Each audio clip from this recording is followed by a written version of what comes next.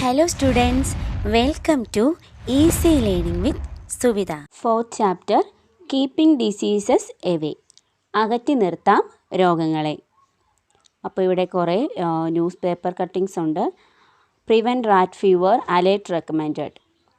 എലിപ്പനിയെ എങ്ങനെ തടയാം, അതിനുള്ള ജാഗ്രത എങ്ങനെയൊക്കെയാണ് പുലർത്തേണ്ടത്. Measures to ensure drinking water in flood affected areas. പ്രളയബാധിത പ്രദേശങ്ങളിൽ എങ്ങനെയാണ് കുടിവെള്ളം ലഭ്യമാക്കുക, അതിനുള്ള പരിഹാര മാർഗങ്ങൾ എന്തൊക്കെയാണ്. Contagious diseases follows floods. പ്രളയത്തിന് ശേഷം ഉണ്ടാകുന്ന സാംക്രമിക രോഗങ്ങൾ എന്തൊക്കെയാണ്. അപ്പോൾ ഇത് ഒരു പ്രളയം ഉണ്ടാകുന്നതിന് ശേഷം ഉണ്ടാകുന്ന ആഫ്റ്റർ എഫക്ട്സ് കാണിച്ചുകൊണ്ടുള്ള ന്യൂസ് പേപ്പർ കട്ടിങ്സാണിത്. Okay. Kerala withstood the incomparable floods with unity. അപ്പോൾ കേരളം വലിയൊരു പ്രളയത്തെ ഐക്യത കൊണ്ട് നമ്മൾ നേരിട്ടവരാണ് അല്ലേ. വലിയൊരു പ്രളയമുണ്ടായി, അതിനെ നമ്മളെല്ലാവരും കൂടെ ഒന്നിച്ച് നിന്ന് ആ പ്രളയത്തെ തരണം ചെയ്തു. War threaten the state again soon after the great floods. എന്നാൽ ഈ മഹാപ്രളയങ്ങൾക്ക് ശേഷം, ആ പ്രളയത്തെ നമ്മൾ അതിജീവിച്ചുവെങ്കിലും ഈ പ്രളയത്തിന് ശേഷം ഉണ്ടാകുന്ന ഭീഷണികൾ എന്തൊക്കെയാണ്, ഒരു സ്റ്റേറ്റ് നേരിടേണ്ട ഭീഷണികൾ എന്തൊക്കെയാണ്. Analyse the news reports and present the findings. അപ്പോൾ നമുക്ക് ഈ ന്യൂസ് പേപ്പർ റിപ്പോർട്ട്സ് വെച്ചിട്ട് മനസ്സിലാക്കാൻ പറ്റും ഒരു പ്രളയത്തിന് ശേഷം എന്തൊക്കെ പ്രശ്നങ്ങളാണ് ഒരു സ്റ്റേറ്റ് ഫേസ് ചെയ്യേണ്ടി വരിക, അല്ലെങ്കിൽ ഒരു രാജ്യം ഫേസ് ചെയ്യേണ്ടി വരിക. ഒന്നാമത്തേത് കമ്മ്യൂണിക്കബിൾ ഡിസീസസ് ആണ്. സാംക്രമിക രോഗങ്ങളുടെ വ്യാപനം, അതാണ് ആദ്യത്തെ വലിയൊരു പ്രശ്നം. രണ്ടാമത്തേത് റാറ്റ് ഫീവർ പോലെയുള്ള രോഗങ്ങൾ, മാരകമായ രോഗങ്ങൾ പിടിപെടുക. റാറ്റ് ഫീവർ, ചിക്കൻ ഗുനിയ പോലെയുള്ള രോഗങ്ങളൊക്കെ ഉണ്ടാവുക. മൂന്നാമത്തെ പ്രശ്നം ഇതിൽ നിന്ന് മനസ്സിലാക്കാവുന്നത് the lack of the availability of drinking water, കുടിവെള്ളത്തിൻ്റെ ലഭ്യതക്കുറവ്. ഇതൊക്കെ വലിയൊരു പ്രശ്നങ്ങളാണ്. പ്രളയത്തെ നമ്മൾ അതിജീവിച്ചെങ്കിലും പ്രളയത്തിന് ശേഷം ഉണ്ടാകുന്ന ഇതുപോലെയുള്ള പ്രശ്നങ്ങൾ പരിഹാര മാർഗങ്ങൾ ഉണ്ടാക്കിയെടുക്കാൻ പറ്റത്തില്ലാത്ത, അല്ലെങ്കിൽ അതുപോലെ പ്രശ്നം ഉള്ളവയാണ്. പരിഹാര മാർഗങ്ങൾ എത്രയൊക്കെ നമ്മൾ അഡോപ്റ്റ് ചെയ്താലും പരിപൂർണമായി അതിനെയൊന്നും കളയാൻ പറ്റില്ല. ആ പരിഹാര മാർഗങ്ങളൊന്നും അതിന് പര്യാപ്തമായി വരില്ല.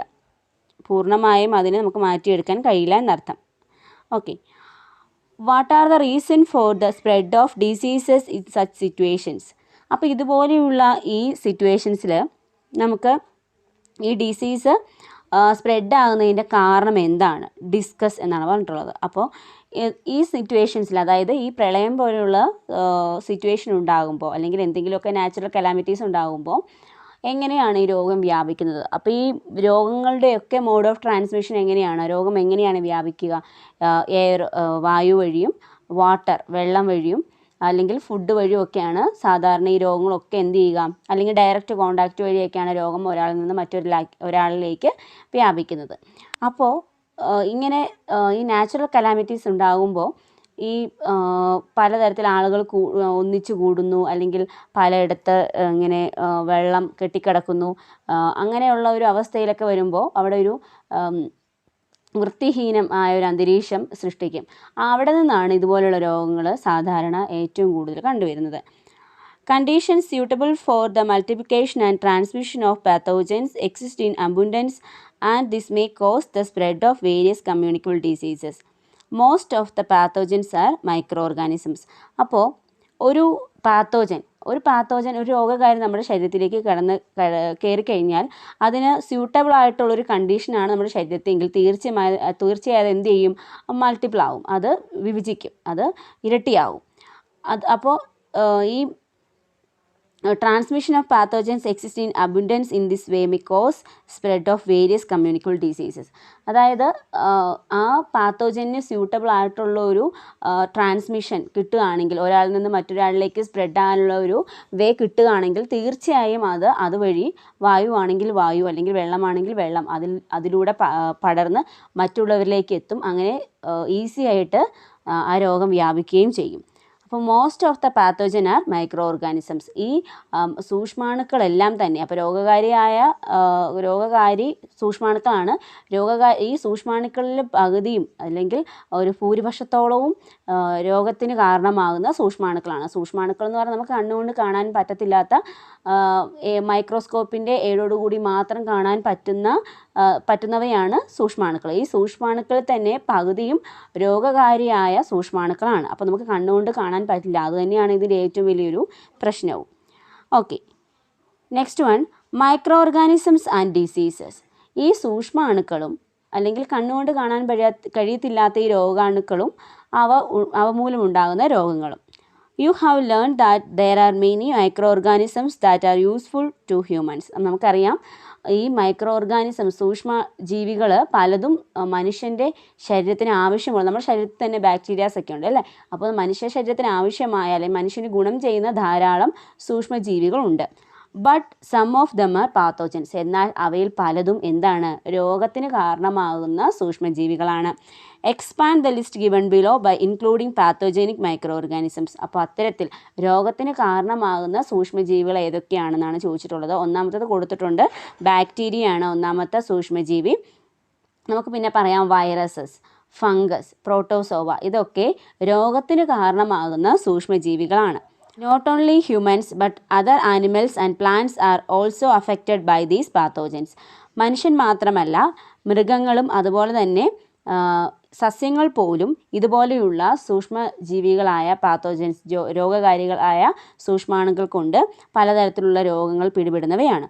How are pathogens transmitted from one person to another. എങ്ങനെയാണ് രോഗകാരിയായ ഒരു സൂക്ഷ്മാണു ഒരാളിൽ നിന്ന് മറ്റൊരാളിലേക്ക് വ്യാപിക്കുന്നത്, ട്രാൻസ്മിറ്റ് ചെയ്യുന്നത്? Analyse illustration 4.1 given below and formulate inferences. അപ്പോൾ ഇവിടെ ഒരു ചിത്രീകരണം കൊടുത്തിട്ടുണ്ട്. അത് വെച്ചിട്ട് എങ്ങനെയാണ് ഒരാളിൽ നിന്നും രോഗകാരിയായ ഒരു സൂക്ഷ്മാണു മറ്റൊരാളിലേക്ക് പകരുന്നതെന്നാണ് പറഞ്ഞിട്ടുള്ളത്. അപ്പോൾ മോഡ് ഓഫ് ട്രാൻസ്മിഷനാണിത്. First one, by contact. Direct contact ആണ്, ഒരാളിൽ നിന്ന് നേരിട്ടുള്ള സ്പർശനം. അതാണ് രോഗം പകരുന്നതിൻ്റെ ആദ്യത്തെ ഒരു വഴി എന്ന് പറയുന്നത്. രണ്ടാമത്തേത്, കണ്ടാമിനേറ്റഡ് ഫുഡ് ആൻഡ് വാട്ടർ. വൃത്തി ഇല്ലാത്ത ഫുഡും ആഹാരവും അതുപോലെ തന്നെ ജലവും, മലിനമായ ജലവും ആഹാരവുമാണ് രണ്ടാമത്തെ വേ ഓഫ് ട്രാൻസ്മിഷൻ എന്ന് പറയുന്നത്. മൂന്നാമത്തേത്, അൺസ്റ്റെറലൈസ്ഡ് എക്യുപ്മെൻറ്റ്സ്. അപ്പോൾ സ്റ്റെറൈൽ അല്ലെങ്കിൽ എക്യുപ്മെൻറ്റ്സ്, നമ്മൾ ഉപയോഗിക്കുന്ന നീഡിൽ, സിറിഞ്ച് പോലെയുള്ള എക്യുപ്മെൻറ്റ്സ് സ്റ്റെറൈൽ അല്ലെങ്കിൽ ഒരാളിൽ യൂസ് ചെയ്തിട്ട് അയാൾക്ക് എന്തെങ്കിലും രോഗമുണ്ടെങ്കിൽ തീർച്ചയായും അത് സ്റ്റെറൈൽ ചെയ്യാതെ, അത് അണുമുക്തമാക്കാതെ മറ്റൊരാളിലേക്ക് ഉപയോഗിക്കുമ്പോൾ തീർച്ചയായും ആദ്യം ഉപയോഗിച്ച ആൾക്കുണ്ടായിരുന്ന എല്ലാത്തരം രോഗങ്ങളും മറ്റേ ആൾക്ക് പിടിപെടാനുള്ള വഴിയുണ്ട്. അപ്പോൾ അൺസ്റ്റെറിലൈസ്ഡ് എക്യുപ്മെൻറ്റ്സ് മൂന്നാമത്തെ വഴിയാണ് the mode of transmission of disease എന്നതിൽ. ഓക്കെ, അപ്പോൾ ഫോർത്ത് വൺ, വെക്റ്റേഴ്സാണ്. ഈ വെക്റ്റേഴ്സ് എന്നത് രോഗവാഹകരാണ്. ഈ രോഗത്തെ വഹിച്ചുകൊണ്ട് വരുന്നത് ആരാണോ അതാണ് വെക്റ്റേഴ്സ് എന്ന് പറയുന്നത്. രോഗവാഹകരാണ്. ഈ കൊതുകിൽ നേരിട്ട് ആ രോഗമില്ല, രോഗം വഹിച്ചു കൊണ്ടുവരുന്ന അല്ലെങ്കിൽ വൈറസിനെയോ ബാക്ടീരിയനെയോ ഒക്കെ വഹിച്ചു കൊണ്ടുവരുന്നവരെയാണ് രോഗവാഹകരെന്ന് പറയുന്നത്. ഇവിടെ നായ അതുപോലെ തന്നെ ഡോഗും മൊസ്കിറ്റോയും ഒക്കെ രോഗവാഹകരാണ്. അവരിൽ നിന്ന് ഡയറക്റ്റായിട്ട് രോഗം നമ്മളിലേക്ക്, മനുഷ്യരിലേക്കും മറ്റ് മൃഗങ്ങളിലേക്കും അല്ലെങ്കിൽ പ്ലാന്റ്സിലേക്കും ഒക്കെ എത്താനുള്ള ചാൻസസ് ഉണ്ട്. Next one, fifth one, cough and sneezing ആണ്. ചുമയും തുമ്മലും. രോഗത്തിന് കാരണമായ അല്ലെങ്കിൽ രോഗബാധിതനായ ഒരു വ്യക്തി ചുമയ്ക്കുമ്പോഴോ തുമ്മുമ്പോഴോ ഒക്കെ എയർ വഴി അവരുടെ ഈ സലൈവയൊക്കെ സ്പ്രെഡായിട്ട് അതിൽ നിന്നും മറ്റൊരാളിലേക്ക് രോഗം വരാനുള്ള ചാൻസസ് ഉണ്ട്. നെക്സ്റ്റ് വൺ, ക്ലോത്താണ്. ഒരാൾ യൂസ് ചെയ്ത ക്ലോത്ത്, സ്കിൻ ഡിസീസസ് ഒക്കെയാണ് ഏറ്റവും കൂടുതൽ അതുവഴി വരിക. അപ്പോൾ ഒരാൾ യൂസ് ചെയ്ത ക്ലോത്ത് വാഷ് ചെയ്യാണ്ട് പ്രോപ്പറായിട്ട് അതൊന്നും സ്റ്റെറൈൽ ചെയ്യാണ്ടൊക്കെ യൂസ് ചെയ്യുമ്പോൾ തീർച്ചയായും മറ്റൊരാളിലേക്ക് രോഗം എത്താനുള്ള ചാൻസസ് ഉണ്ട്. അപ്പോൾ ഈ 6 mode of transmission of disease എന്ന് പറയുന്നത്. Collect information on other modes of transmission of diseases and expand the illustration. അപ്പോൾ മറ്റേതൊക്കെ രീതികളിൽ ഒരാളിൽ നിന്ന് വേറൊരാളിലേക്ക് രോഗം പകരും എന്നാണ് ചോദിച്ചിട്ടുള്ളത്. അപ്പോൾ നിങ്ങൾക്ക് അറിയാവുന്ന ഈ രോഗവ്യാപന രീതിയൊക്കെ എഴുതാവുന്നതാണ്. Identify various methods for the prevention of communicable diseases. Prepare a similar illustration and exhibit it in the classroom. ഇതുപോലെയുള്ള ഇതുപോലെ തന്നെ ഒരു ചിത്രീകരണം എന്തിനെക്കുറിച്ചിട്ടാണ്, ഇത് way of the modes of transmission ആണ് ചോദിച്ചിട്ടുള്ളത്. ഇവിടെ നമ്മളോട് പറഞ്ഞിട്ടുള്ളത് എങ്ങനെയാണ് കമ്മ്യൂണിക്കബിൾ ഡിസീസിനെ പ്രിവെൻറ്റ് ചെയ്യുക, how to prevent the communicable diseases, അതിൻ്റെ മെത്തേഡ്സ് വെച്ചിട്ട് ഇതുപോലെ ഒരു ഇല്ലുസ്ട്രേഷൻ ഉണ്ടാക്കി ഒരു ക്ലാസ്സിലൊരു എക്സിബിഷൻ നടത്താനാണ് പറഞ്ഞിട്ടുള്ളത്. അപ്പോൾ നമുക്കത് ഈസി ആയിട്ട് പറയാം. കാരണം എങ്ങനെയൊക്കെയാണ് രോഗം വ്യാപിക്കുന്നത് എന്നത് മനസ്സിലാക്കി കഴിഞ്ഞാൽ അതിനെ എങ്ങനെയൊക്കെയാണ് കൺട്രോൾ ചെയ്യുക അല്ലെങ്കിൽ പ്രിവെൻറ്റ് ചെയ്യുക എന്നുള്ളത് നമുക്ക് ഈസി ആയിട്ട് എഴുതാവുന്നതാണ്. നമ്മൾ ഡയറക്റ്റായിട്ട് വാട്ടർ, നമ്മൾ മറ്റൊരാളുടെ ഡ്രസ്സ് യൂസ് ചെയ്യാണ്ടിരിക്കുക, വാട്ടർ ഫുഡൊക്കെ നല്ല വൃത്തിയുള്ള വാട്ടറും ഫുഡും ഒക്കെ നമ്മൾ കഴിക്കുക അല്ലെങ്കിൽ കുടിക്കുക. അതുപോലെ തന്നെ പിന്നെ ഇതൊക്കെ ചെയ്യാം, ഇതുപോലെ വെക്റ്റേഴ്സായിട്ടുള്ള ഇതിൽ നിന്നുമൊക്കെ നമ്മൾ അകലം പാലിക്കുക. ഇതുപോലുള്ള കാര്യങ്ങളൊക്കെ മോഡ് ഓഫ് ട്രാൻസ്മിഷൻ എന്താണെന്ന് മനസ്സിലാക്കി കഴിഞ്ഞാൽ അതിലും നമുക്ക് തീർച്ചയായും എങ്ങനെയാണ് അതിന് പ്രിവെൻറ്റ് ചെയ്യുക എന്നുള്ള വഴിയും കൂടെ നമുക്ക് കിട്ടും. അത് വെച്ചിട്ട് എഴുതാവുന്നതാണ്. A possible disease that may spread in flood affected areas is rat fever. ഈ പ്രളയബാധിത പ്രദേശങ്ങളിൽ ഏറ്റവും കൂടുതൽ ഉണ്ടാകാൻ ചാൻസ് ഉള്ള ഒരു രോഗമാണ് ഈ റാറ്റ് ഫീവർ അല്ലെങ്കിൽ എലിപ്പനി എന്ന് പറയുന്നത്. Analyse the information given below on the cause, mode of transmission and preventive measures of rat fever and write notes in the science diary. അപ്പോൾ എങ്ങനെയൊക്കെയാണ് ഈ റാറ്റ് ഫീവർ ഉണ്ടാകുക, മോഡ് ഓഫ് ട്രാൻസ്മിഷൻ ഏതാണ്, cause എന്താണ്, പ്രിവെൻറ്റീവ് മെഷേഴ്സ് അതിനെ പ്രതിരോധിക്കാനുള്ള വഴികൾ എന്തൊക്കെയാണ്, അതുപോലെ തന്നെ എങ്ങനെയൊക്കെ റാറ്റ് ഫീവറിനെ നമുക്ക് കൺട്രോൾ ചെയ്യാം, ഇതൊക്കെ വെച്ചിട്ടാണ് ഒരു ഇൻഫർമേഷൻ താഴെ കൊടുത്തിട്ടുണ്ട്. അത് വെച്ചിട്ട് നമ്മൾ ഈ കാര്യങ്ങളൊക്കെ സയൻസ് ഡയറിയിൽ എഴുതാനാണ് പറഞ്ഞിട്ടുള്ളത്. Okay, rat fever, leptospirosis. Rat ഫീവറിൻ്റെ വേറൊരു പേരാണ് leptospirosis. Rat fever is a bacterial disease. Bacteria എന്ന സൂക്ഷ്മാണു കൊണ്ട് ഉണ്ടാകുന്ന രോഗമാണ് റാറ്റ് ഫീവർ അല്ലെങ്കിൽ എലിപ്പനി. Bacteria is a prokaryote. They enter the body and multiply through binary fission. The toxins produced by them destroy cells and cause disease. Bacteria, ഈ എലിപ്പനിക്ക് കാരണമായ ബാക്ടീരിയ നമ്മുടെ ശരീരത്തിൽ എത്തിയതിനു ശേഷം അതെന്ത് ചെയ്യും, എല്ലാ ഫോറിൻ ബോഡീസും നമ്മുടെ ശരീരത്തിൽ എത്തിക്കഴിയുമ്പോൾ വിഭജിക്കും. അതുപോലെ തന്നെ ഈ ബാക്ടീരിയ നമ്മുടെ ശരീരത്തിൽ എത്തിക്കഴിയുമ്പം ദ്വിവിഭജനമാണ് നടക്കുക, ബൈനറി ഫിഷനാണ് അവിടെ നടക്കുക. അതുവഴി എന്ത് ചെയ്യും, നമ്മുടെ നോർമൽ സെൽസിനെ അത് ഇല്ലാതാക്കും. അങ്ങനെ ഏത് ഫോറിൻ ബോഡിയാണോ, ഏത് ബാക്ടീരിയ ആണോ നമ്മുടെ ശരീരത്തിലേക്ക് വന്നിരിക്കുന്നത്, ആ ബാക്ടീരിയ കൊണ്ടുള്ള രോഗം നമ്മുടെ ശരീരത്തിലുണ്ടാകും. അതായത് നമ്മുടെ നോർമൽ സെൽസിനെ അത് നശിപ്പിച്ചതിന് ശേഷം അവ ഒരു ടോക്സിൻസ് പ്രൊഡ്യൂസ് ചെയ്യും. അങ്ങനെയാണ് നമ്മുടെ ശരീരത്തിലെ നോർമൽ സെൽസ് നശിക്കുന്നത്. അതിന് ഞാൻ പറഞ്ഞു, അതിന് സ്യൂട്ടബിൾ ആയിട്ടൊരു കണ്ടീഷൻ വേണം. എവിടെയാണെങ്കിലും അതിന് വസിക്കണമെങ്കിൽ അല്ലെങ്കിൽ മൾട്ടിപ്ലൈ ചെയ്യണമെങ്കിൽ സ്യൂട്ടബിൾ ആയിട്ടൊരു കണ്ടീഷൻ വേണം. അങ്ങനെ നമ്മുടെ ശരീരത്തിലേക്ക് വന്നു കഴിയുമ്പോൾ ഫോറിൻ ബോഡിയാണ്, നമ്മുടെ ശരീരത്തിൽ ഫോറിൻ ബോഡിയാണത്. അപ്പോൾ നമ്മുടെ ശരീരത്തിൻ്റെ ഇതൊക്കെ നമ്മുടെ ആൻറ്റിബോഡീസൊക്കെ അതിനെ എക്സ്പെൽ ചെയ്യും, അതിനെ തള്ളിക്കളയാൻ ശ്രമിക്കും. പക്ഷേ അതിനൊരു സ്യൂട്ടബിൾ കണ്ടീഷൻ ഉണ്ടാക്കാൻ വേണ്ടിയിട്ട് അതെന്ത് ചെയ്യും, ഈ കയറുന്ന ഈ ബാക്ടീരിയ അവിടെ ഒരു ടോക്സിൻസ് പ്രൊഡ്യൂസ് ചെയ്യും. അതൊരു വിഷവസ്തുവാണ് ടോക്സിൻസ്. ആ ടോക്സിൻസ് നമ്മുടെ ശരീരത്തിലെ നോർമൽ സെൽസിനെ ഇല്ലാതാക്കും. അങ്ങനെ ആ രോഗം നമ്മളിൽ പിടിപെടുകയും ചെയ്യും. അങ്ങനെയാണ് ഈ രോഗം നമുക്കുണ്ടാകുന്നത്, അല്ലെങ്കിൽ റാറ്റ് ഫീവർ നമുക്കുണ്ടാകുന്നത്. Leptospira is the bacteria that cause rat fever. അപ്പോൾ എലിപ്പനിക്ക് കാരണമാകുന്നത്, റാറ്റ് ഫീവറിന് കാരണമാകുന്ന ബാക്ടീരിയയുടെ പേര് ലെപ്റ്റോസ്പൈറ എന്നാണ്. The bacteria that comes out through the urine of rat, dog and certain other animals remain alive in stagnant water and moisture. ഈ Leptospira എന്ന ഈ ബാക്ടീരിയ എവിടെ നിന്നാണ് വരിക, യൂറിൻ ഓഫ് റാറ്റ്, എലികളുടെയും അതുപോലെ തന്നെ നായയുടെയും വേറെ ചില മൃഗങ്ങളുടെയും ഒക്കെ യൂറിൽ നിന്നാണ്, മൂത്രത്തിൽ നിന്നാണ്, ഇവ മൂത്ര അവശിഷ്ടങ്ങളിൽ നിന്നാണ് ഈ ബാക്ടീരിയ വരിക.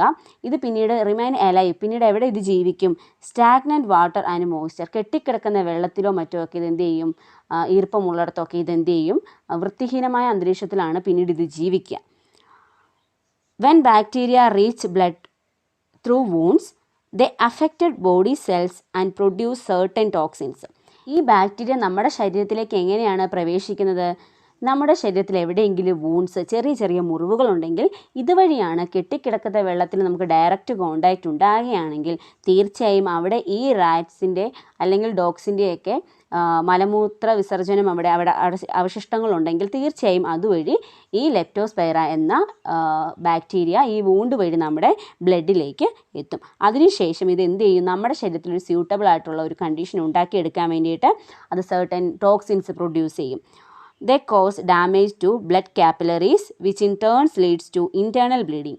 ഇത് എന്തിന് കാരണമാകും, നമ്മുടെ ശരീരത്തിലെ സെൽസ് ഡാമേജ് ആകുന്നതിന് കാരണമാകും. അങ്ങനെ കാപ്പിലറീസ്, ബ്ലഡ് കാപ്പിലറീസ് ഇത് ഇല്ലാതെയാക്കും, നശിപ്പിക്കും. പിന്നീട് ഇത് നമ്മുടെ ഇൻറ്റേർണൽ ബ്ലീഡിങ്, ഉള്ളിൽ ബ്ലഡിൻ്റെ രക്തസ്രാവം, ഇൻറ്റേർണൽ ആയിട്ടുള്ള ബ്ലീഡിങ് ഉണ്ടാകുന്നതിന് കാരണമാകും.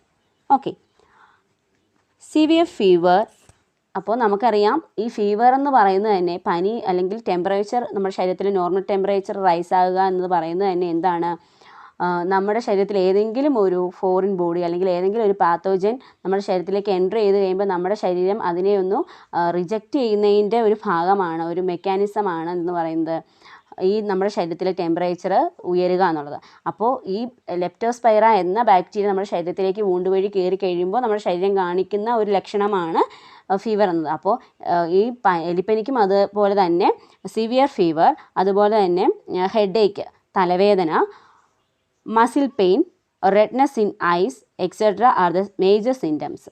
അപ്പം നല്ല രീതിയിലുള്ള പനി, അതുപോലെ തലവേദന, മസിൽ പെയിൻ, മസിലുകൾക്കൊക്കെ വേദന ഉണ്ടാകുക, റെഡ്നെസ് ഇൻ ഐസ്, കണ്ണുകളിൽ ചുവപ്പ് ഉണ്ടാകുക, അതുപോലെ ഇതൊക്കെയാണ് ഈ രോഗത്തിൻ്റെ, റാറ്റ് ഫീവറിൻ്റെ പ്രധാന ലക്ഷണങ്ങൾ.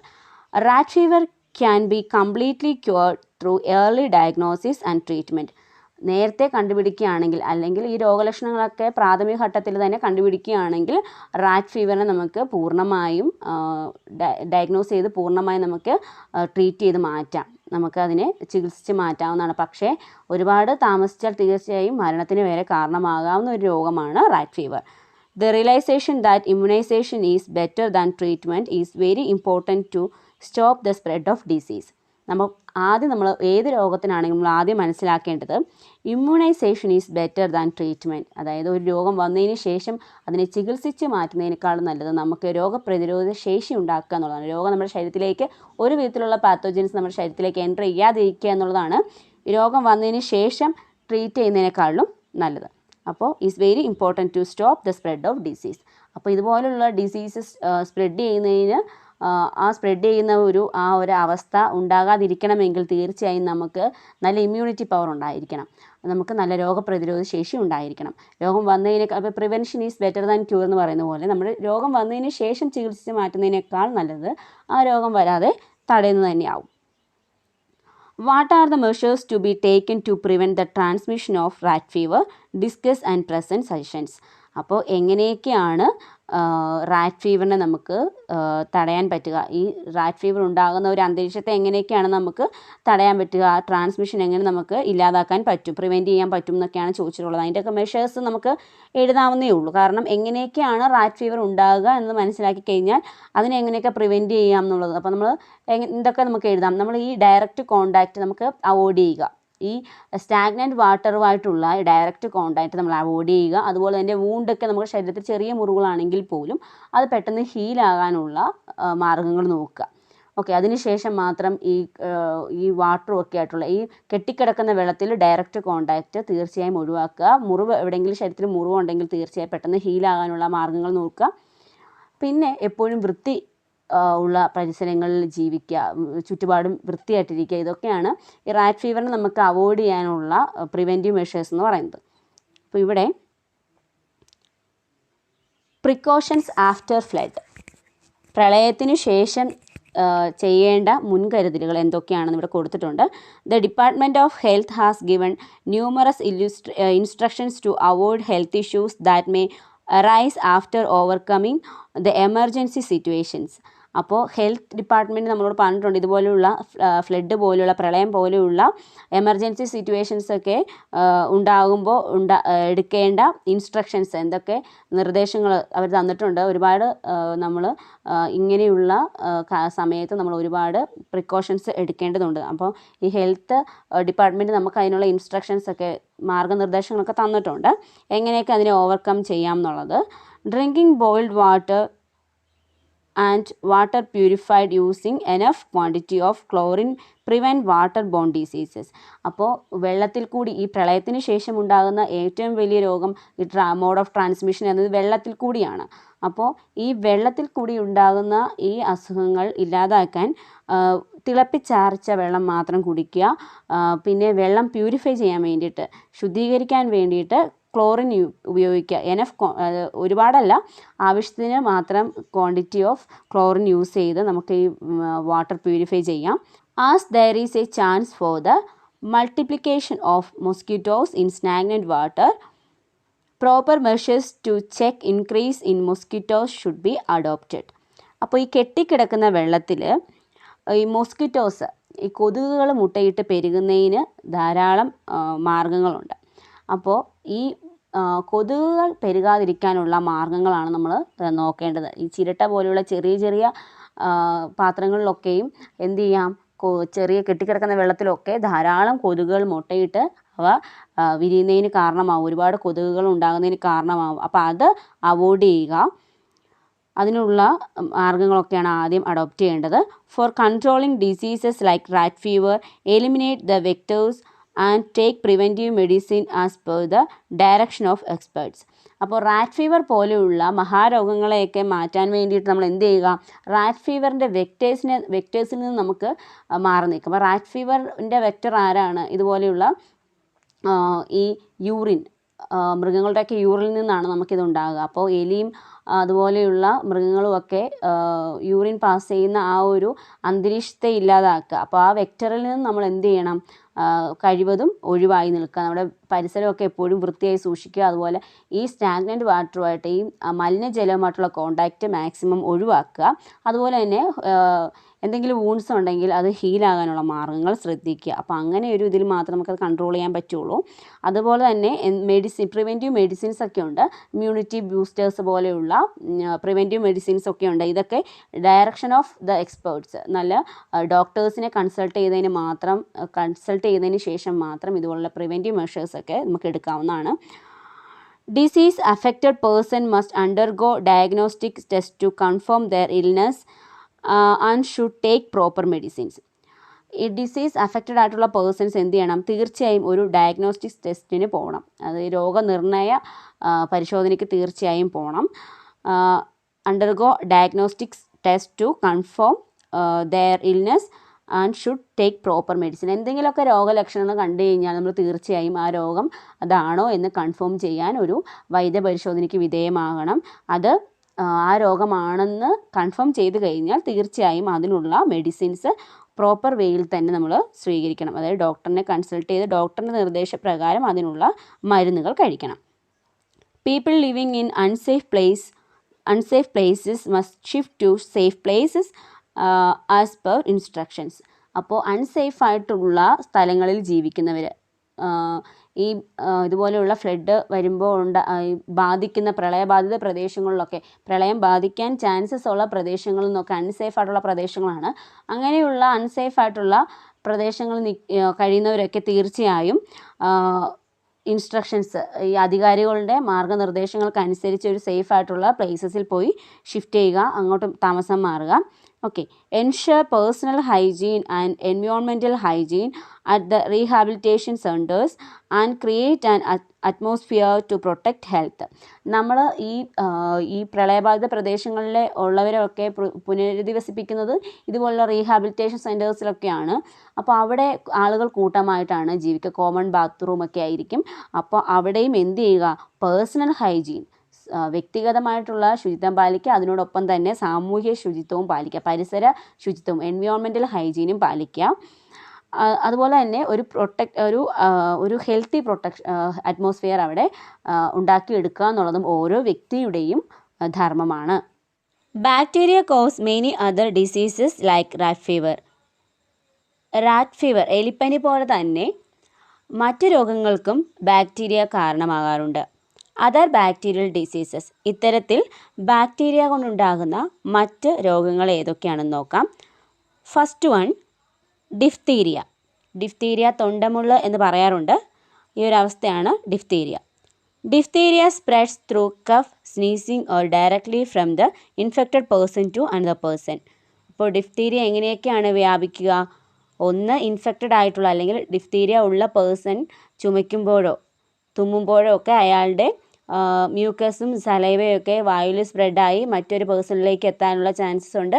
അതല്ലാണ്ട് ഇൻഫെക്റ്റഡ് പേഴ്സണിൽ നിന്ന് ഡയറക്റ്റായിട്ട് മറ്റൊരു പേഴ്സണിലേക്ക് ആ രോഗം വ്യാപിക്കുന്നതിന് കാരണം. അപ്പോൾ ഈ രണ്ട് രീതിയിലാണ് ഡിഫ്തീരിയ മറ്റൊരാളിലേക്ക് സ്പ്രെഡ് ആവുന്നത്.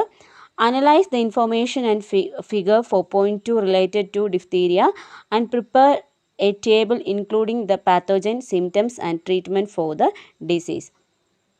ചിത്രീകരണം 4.2 4.2 അനലൈസ് ചെയ്തിട്ട് ഡിഫ്തീരിയയ്ക്ക് കാരണമാകുന്ന പാത്തോജൻ, രോഗകാരി ഏതാണ്, അതിൻ്റെ ലക്ഷണങ്ങൾ, സിംറ്റംസ്, അതുപോലെ തന്നെ ട്രീറ്റ്മെൻറ്റ് ഫോർ ദ ഡിസീസ്, ആ ഡിഫ്തീരിയയ്ക്ക് ചെയ്യേണ്ട ചികിത്സാവിധികൾ എന്തൊക്കെയാണെന്ന് മനസ്സിലാക്കാനാണ് പറഞ്ഞിട്ടുള്ളത്. Diphtheria affect the mucus membrane of the nose and the throat. Diphtheria പ്രധാനമായും മൂക്കിലെയും അതുപോലെ തന്നെ തൊണ്ടയിലെയും ഒക്കെ ശ്ലേഷ്മ സ്തരത്തെയാണ്, മ്യൂക്കസ് മെംബ്രെയിനെയാണ് ബാധിക്കുക. Corynebacterium diphtheria is the pathogen. ഡിഫ്തീരിയയ്ക്ക് കാരണമാകുന്ന ബാക്ടീരിയ അല്ലെങ്കിൽ രോഗകാരി ഏതാണ്? കൊറൈനി ബാക്ടീരിയം ഡിഫ്തീരിയയാണ്. അപ്പോൾ നിങ്ങൾ ഈ കൃത്യമായി രോഗകാരി, ഓരോ രോഗത്തിൻ്റെയും രോഗകാരി, അതുപോലെ തന്നെ ലക്ഷണങ്ങൾ, അതിൻ്റെ ചികിത്സാവിധികൾ, ഇതൊക്കെ കൃത്യമായി പഠിച്ചു വെക്കുക. Okay. Toxins produced by the bacteria cause fever, throat pain and inflammation in the lymph gland of the throat. അപ്പോൾ ഈ ബാക്ടീരിയ നമ്മുടെ ശരീരത്തിൽ എൻ്റർ ചെയ്ത് കഴിയുമ്പോൾ അവ പ്രൊഡ്യൂസ് ചെയ്യുന്ന ടോക്സിൻസ് എന്തിനൊക്കെ കാരണമാകും? പനിക്ക്, അതുപോലെ തന്നെ ത്രോട്ട് പെയിന്, അതുപോലെ തന്നെ ലിംഫ് ഗ്ലാൻഡിൻ്റെ, ത്രോട്ടിലെ ലിംഫ് ഗ്ലാൻഡിൻ്റെ ഇൻഫ്ലമേഷന്, അത് ചുവന്നതടിക്കുന്നതിനൊക്കെ കാരണമാകും. Cells in the mucous membrane which are destroyed by the toxins produced an ash-colored thick coating in the throat within 2 or 3 days. അപ്പോൾ നമ്മുടെ ശരീരത്തിൽ ഈ ബാക്ടീരിയ പ്രവേശിച്ചതിന് ശേഷം ഇത് ഒരു ടോക്സിൻസ് പ്രൊഡ്യൂസ് ചെയ്യും. അതിനുശേഷം നമ്മുടെ സെൽസിലെ, അതായത് മ്യൂക്കസ് മെംബ്രെയിനിലുള്ള ശ്ലേഷ്മ സ്ഥലത്തിലുള്ള സെൽസിനെ അത് എന്ത് ചെയ്യും? ഇല്ലാതെയാക്കും ഈ ടോക്സിൻസ്. അതിനുശേഷം ഒരു ആഷ് കളേർഡ് തിക്ക് കോട്ടിങ് 2-3 ദിവസത്തിനുള്ളിൽ തന്നെ നമ്മുടെ തൊണ്ടയ്ക്ക് ചുറ്റും ഒരു ആഷ് കളർ കോട്ടിങ് ഇതുണ്ടാക്കും. അതിൻ്റെ അർത്ഥം നമ്മൾ ആ രോഗം നമ്മുടെ ശരീരത്തിൽ ഉണ്ടായി, അല്ലെങ്കിൽ നമ്മൾ ഇൻഫെക്റ്റഡ് ആയി എന്നാണ് അർത്ഥം. അതായത് നമ്മുടെ ശരീരത്തിലേക്ക് ഈ ബാക്ടീരിയ പ്രവേശിച്ചതിന് ശേഷം അതൊരു ടോക്സിൻസ് പ്രൊഡ്യൂസ് ചെയ്യുന്ന, നേരത്തെ പറഞ്ഞിരുന്നു, അതൊരു വിഷാംശമാണ് ഈ ടോക്സിൻസ്. നമ്മുടെ ശരീരത്തിൽ ഈ ടോക്സിൻസ് പ്രൊഡ്യൂസ് ചെയ്തതിന് ശേഷം നമ്മുടെ ശരീരത്തിലെ മ്യൂക്കസ് മെംബ്രെയിനിലെ നോർമൽ സെൽസിനെ ഇത് ഡെസ്ട്രോയ് ചെയ്ത് കളയും. അതിനുശേഷം ത്രോട്ടിന് ചുറ്റും ഒരു ആഷ് കളേർഡ് ഒരു ലെയർ, ഇത് ഒരു കോട്ടിങ് ഇതുണ്ടാക്കും. Gradually brain, heart and kidneys are affected. നമ്മുടെ തൊണ്ടയെ ബാധിക്കുന്ന ഈ അസുഖം പിന്നീട് പതിയെ നമ്മുടെ ബ്രെയിനിനെ, തലച്ചോറിനെ, അതുപോലെ തന്നെ ഹേർട്ടിനെ, ഹൃദയത്തെ, അതുപോലെ തന്നെ വൃക്കയിനെയും കിഡ്നീസിനെയും അഫക്റ്റ് ചെയ്യും. Antitoxins which act against the toxins are used to protect the uninfected cells. അതായത് ഈ രോഗത്തിന് ഒരു പ്രതിവിധി എന്നത്, അല്ലെങ്കിൽ ചികിത്സ എന്നത് ആൻറ്റി ടോക്സിൻസ് ഇഞ്ചെക്റ്റ് ചെയ്യുക അല്ലെങ്കിൽ കൊടുക്കുക എന്നുള്ളതാണ്. അതെന്തിനു വേണ്ടിയിട്ടാണ്? നമ്മുടെ നോർമൽ സെൽസിനെ, അത് കുറേ സെൽസിനെയൊക്കെ ഇൻഫെക്റ്റഡ് ആയിട്ടുണ്ടാവും. മ്യൂക്കസ് മെംബ്രെയിനിലെ സെൽസിനെ അത് ഓൾറെഡി അത് ഡെസ്ട്രോയ് ചെയ്തിട്ടുണ്ടാവും. പിന്നീട് അൺഇൻഫെക്റ്റഡ് ആയിട്ടുള്ള സെൽസിനെ, അതായത് രോഗം ബാധിക്കാത്ത നമ്മുടെ സെൽസിനെ പ്രൊട്ടക്റ്റ് ചെയ്യാൻ വേണ്ടിയിട്ടാണ് ഈ ടോക്സിൻസിന് എതിരെയുള്ള, ഈ വിഷാംശത്തിന് എതിരെയുള്ള ആൻറ്റി ടോക്സിൻസ് നമ്മുടെ ശരീരത്തിൽ ഇഞ്ചെക്റ്റ് ചെയ്യുന്നത്. If the disease become severe the patient cannot be recover through medication. ഈ ഒരു ആൻറ്റി ടോക്സിൻസ് കുത്തിവെക്കുക, അല്ലെങ്കിൽ ഇഞ്ചെക്റ്റ് ചെയ്യുക, അല്ലെങ്കിൽ ടോക്സിൻസ് കൊടുക്കുക എന്നുള്ളത് ഒരു ഏർലി സ്റ്റേജിലൊക്കെ കൊടുക്കാവുന്ന കാര്യമാണ്. ഒരുപാട് സിവിയർ ആയി കഴിഞ്ഞ് കഴിഞ്ഞാൽ പിന്നീട് മെഡിക്കേഷൻ കൊണ്ട്, അല്ലെങ്കിൽ ചികിത്സ കൊണ്ട് ആ രോഗി, ഡിഫ്തീരിയ ബാധിച്ച രോഗിക്ക് അതിൽ നിന്ന് റിക്കവർ ആകുക എന്നുള്ളത് ബുദ്ധിമുട്ടാണ്. So vaccination is the best preventive method. അപ്പോൾ അതിൽ നല്ലത് വാക്സിൻ എടുക്കുക എന്നുള്ളതാണ്. ഈ രോഗം വരാതിരിക്കാനുള്ള വാക്സിനേഷൻ എടുക്കുക എന്നുള്ളതാണ് ഏറ്റവും വലിയ കാര്യം. കാരണം രോഗം വന്നതിന് ശേഷം ഏർലി സ്റ്റേജിൽ ഇത് ഡയഗ്നോസ് ചെയ്തില്ല എന്നുണ്ടെങ്കിൽ തീർച്ചയായും ആ രോഗിക്ക് അതിൽ നിന്ന് റിക്കവർ ചെയ്യാൻ പറ്റില്ല. അതുകൊണ്ട് വാക്സിനേഷൻ, ഈ ഡിഫ്തീരിയക്കെതിരെയുള്ള വാക്സിനേഷൻ എടുക്കുന്നതായിരിക്കും ഏറ്റവും ഉചിതമായ മാർഗം. ഓക്കെ. നമ്മൾ പറഞ്ഞു റാറ്റ് ഫീവർ ഒരു ബാക്ടീരിയൽ ഡിസീസാണ്. അതുപോലെ തന്നെ ഇപ്പോൾ കണ്ടു ഡിഫ്തീരിയയും ഒരു ബാക്ടീരിയൽ ഡിസീസാണ്. അതുപോലെ തന്നെ മറ്റൊരു രോഗമാണ്, ബാക്ടീരിയ കൊണ്ടുണ്ടാകുന്ന രോഗമാണ് ട്യൂബർകുലോസിസ്. നമുക്കറിയാം ക്ഷയം. Tuberculosis was A dreadful disease earlier. പണ്ട് കാലങ്ങളിൽ മരണം വരെ സംഭവിക്കുന്ന ഒരു രോഗമായിരുന്നു ട്യൂബർകുലോസിസ് അല്ലെങ്കിൽ ക്ഷയം. വന്നു കഴിഞ്ഞാൽ പെട്ടെന്നൊന്നും മാറത്തില്ലാത്ത ഒരു രോഗമായിരുന്നു. Analyse the information given below and prepare a wall magazine on the main points related to tuberculosis. അപ്പോൾ ഇതിൽ കുറേ ഇൻഫർമേഷൻസ് കൊടുത്തിട്ടുണ്ട് ട്യൂബർകുലോസിസിനെ കുറിച്ച്. അപ്പോൾ ആ ഡീറ്റെയിൽസ് ഒക്കെ വെച്ചിട്ടൊരു ട്യൂബർകുലോസിസിനെ കുറിച്ചൊരു പോസ്റ്റർ തയ്യാറാക്കുക, ഒരു വാൾ മാഗസിൻ തയ്യാറാക്കാനാണ് പറഞ്ഞിട്ടുള്ളത്. അപ്പോൾ ട്യൂബർകുലോസിസിൻ്റെ പാത്തോജൻ, രോഗകാരി മൈക്കോബാക്ടീരിയം ട്യൂബർകുലോസിസ് ആണ്. അപ്പോൾ ഇത് മറന്നു പോകരുത്, മൈക്കോബാക്ടീരിയം ട്യൂബർകുലോസിസ് ആണ് ട്യൂബർകുലോസിസിൻ്റെ രോഗകാരി. മേജർ സിംറ്റംസ്, ഇതിൻ്റെ പ്രധാന ലക്ഷണങ്ങൾ: ലോസ് ഓഫ് ബോഡി വെയ്റ്റ്, ശരീരഭാരം പെട്ടെന്ന് കുറയുക; ഫാറ്റിക്, പെട്ടെന്ന് ശരീരഭാരം കൂടുക, അമിതവണ്ണം ഉണ്ടാകുക; പെർസിസ്റ്റൻറ്റ് കഫ്, നിർത്താതെയുള്ള ചുമ, 2-3 ആഴ്ചകളൊക്കെ കണ്ടിന്യൂസ് ആയിട്ട് ചുമച്ചുകൊണ്ടിരിക്കുക. Next one, transmission of disease, ഈ രോഗം എങ്ങനെയാണ് വ്യാപിക്കുന്നത് അല്ലെങ്കിൽ വ്യാപന രീതി.